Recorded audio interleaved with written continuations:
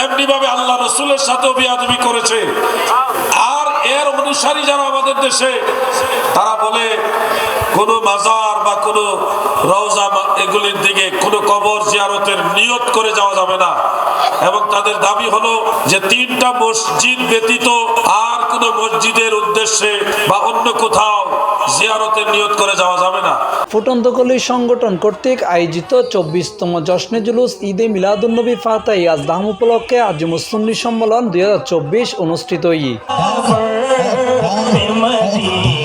রবিবার ডিসেম্বরের 22 তারিখ চাঁদগাঁও বারোইপাড়া হাজী রমজান আলী জামিয়া মসজিদের পাশে এই আজিমুস সুন্নি সম্মেলন অনুষ্ঠিত হয়।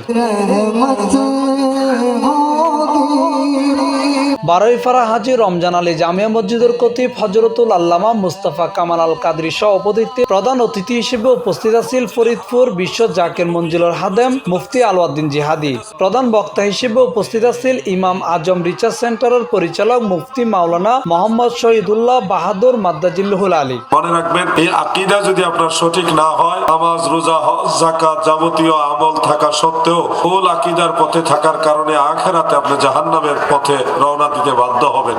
আমিলাতুন নাসিবাতুন তাসলা নারান হামিয়া, পর্বত সম পরিমাণ নেকি থাকা সত্ত্বেও আপনাকে আল্লাহ তাআলা জাহান্নামে নিক্ষেপ করে দিবেন, কারণ আপনার আমল আছে, আকীদা সঠিক ছিল না। দাদু, এই আকীদা নিয়ে শুধুমাত্র চট্টগ্রাম, সিলেট আর ঢাকায় ইমত না, এই আকীদা সাহাবায়ে কেরামের জামানা থেকেই ডিভাইডেশন পার্ট, এই পার্টগুলি হয়ে গেছে। আদায় করতে হয়, বস্তু দিয়ে, স্বর্ণ গহনা বিভিন্ন বস্তু দিয়ে মহারানা দান প্রদান করতে হয়। ও ফেরেশতারা, জান্নাতে তো টাকা পয়সা মুদ্রা বস্তু লেনদেন চলে না, কি দিয়ে আমি মহারানা আদায় করব? ফেরেশতারা, তোমরা যদি একটু বলো। ফেরেশতাদেরকে যখন এই কথা বললেন, ফেরেশতারা বলতে লাগলেন, এটার সঠিক উত্তর একমাত্র জানেন রব্বুল আলামিন। বা তোমাদের কারো নাতি, তোমাদের আত্মীয় স্বজন, আল্লাহ বলেন উনি হলেন আমি আল্লাহর রাসূল। বড় করে বলি সুবহানাল্লাহ। আল্লাহ নিজেই আমার রাসূলের পরিচয় দিয়ে বলেন যে মুহাম্মদ এটা তোমাদের কাছে ছিল, তোমাদের কাছে লালিত পালিত হয়েছে, কিন্তু আমি আল্লাহর কাছে তিনি হলেন আমি আল্লাহর রাসূল। বড় করে বলি সুবহানাল্লাহ। এই সময় আরো উপস্থিত আছেন আলহাজ মোহাম্মদ মুস্তাফা কামাল আল কাদরি, ডাক্তার আলহাজ উমর ফারুক সওদাগর, মোহাম্মদ সুমন, মোহাম্মদ মামুন, মোহাম্মদ ইকরাম সহ আরো বহুত কেউ। আর আজিয়ে 24তম মাহফিল, ইয়াস্তমহর মাহফিলর খুব সুন্দর করে গেছি আয়োজন। তারা দেখুন ফার্স্ট ক্লাস করে গেছি। এখন তারা আইবেন আর মাহফিলের সুন্দর করে তুলিবেন, এই হাতে আসা। আর মাহফিলের যারা যারা আছে, একরাম আছে, আর মাহফিলের যারা যারা আছে বেকুন হলে দোয়া করিবেন যাতে আরো আগামীতে আরো সুন্দর করে করিতে আনা, যাতে আরো ফুটো তুলিতে তারা লাই।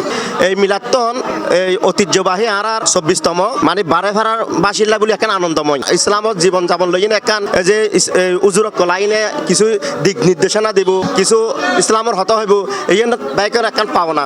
আরা ফুটন্তকলি সংগঠনের প্রবাসী বন্ধুসকল লইনে এ পর্যন্ত 24তম মাহফিল ঈদে মিলাদুন্নবী সাল্লাল্লাহু আলাইহি ওয়াসাল্লাম মাহফিল আয়োজন করি আইন। ভবিষ্যতে আরো সুন্দর করিবের এই দোয়া, এই আশঙ্কা লয় ওনারা আছে, দোয়া চাই। প্রতি বছরে নিয়ে এবারও জাঁকজমকপূর্ণভাবে ফুটন্তকলির উদ্যোগে আজীবন মিলাদ মাহফিল হচ্ছে। এটা যাতে আজীবন দাঁড়িয়ে থাকে, আমরা চলে যাব, যাতে আমাদের প্রজন্ম, নতুন প্রজন্ম যারা আসবে তারা যাতে এই জিনিসটা ধরে রাখতে পারে। আমি গোছাই কমিটির পক্ষ থেকে যারা এই অনুষ্ঠানটা, এই মাহফিলটা আয়োজন করেছে তাদেরকে ধন্যবাদ জানাচ্ছি এবং এলাকাবাসীকে ধন্যবাদ জানাচ্ছি। এই সময় এলাকাবাসীর গণ্যমান্য ব্যক্তিসকল উপস্থিত আছেন।